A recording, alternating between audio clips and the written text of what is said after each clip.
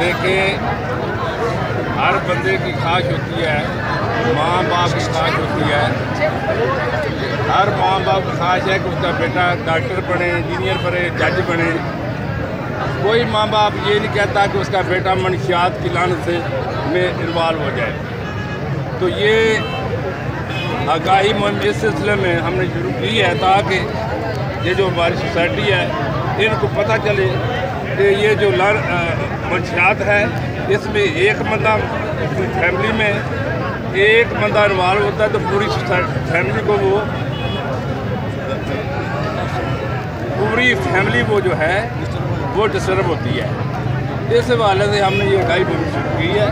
इसमें पुलिस है, शहरी सोसाइटी है, मीडिया के लोग हैं, तलबा हैं, स्कूल कॉलेज के बच्चे हैं, इन सबको इसमें शामिल किया है ताकि लोगों को इस लानत से बार की खामियों को पता चले और इससे छुटकारा हासिल हो।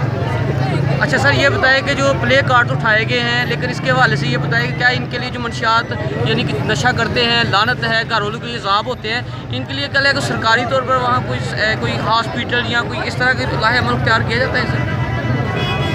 ये हमारे DPO साहब की IG साहब की ये पॉलिसी है कि आवाम को आगाही मुहिम के ज़रिए इसकी बुराइयों से आगाह करें।